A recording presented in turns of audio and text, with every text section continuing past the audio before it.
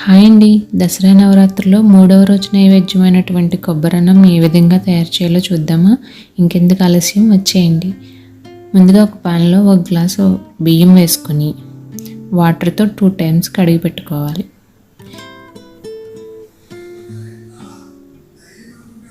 ఇలా కడిగి పెట్టిన రైస్లోకి ముందుగా తీసి పెట్టుకున్న కొబ్బరిపాలు 1.25 కప్పు వేసుకోవాలి. మిగిలిన 1/2 కప్పు వాటర్ వేసుకోవాలి.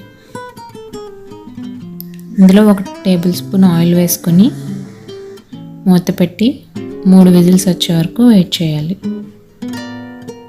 విజిల్స్ వచ్చిన తర్వాత ప్రెషర్ అంతా పోయాక మూత ఓపెన్ చేసుకుని అడుగు నుంచి కలుపుకోవాలి.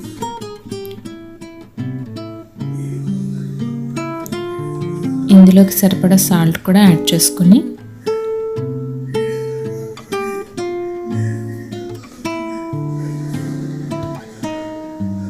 మరొకసారి కలుపుకోవాలి. వేరొక పాన్ తీసుకొని ఇందులో 1 టేబుల్ స్పూన్ ఆయిల్ వేసుకొని వేడి చేసుకోవాలి.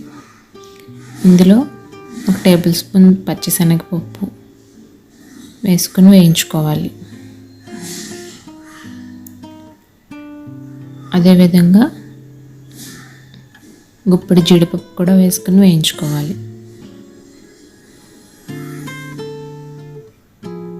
ఇందులో 1 టీ స్పూన్ ఆవాలు, 1 టీ స్పూన్ జీలకర్ర,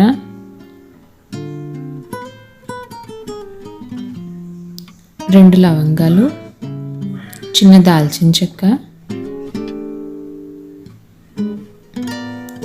5-6 మిరియాలు, 2 ఎండుమిరపకాయలు వేసుకొని బాగా వేయించుకోవాలి. ఇందులోనే 3 పచ్చిమిర్చి చీలికలు,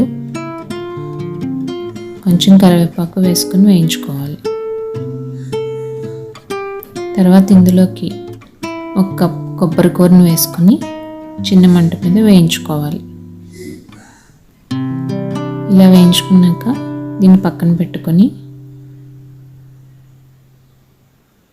ముందుగా ఉడకబెట్టుకున్న అన్నంలోకి ఈ పోపుని యాడ్ చేసుకొని అడుగు నుంచి కలుపుకోవాలి.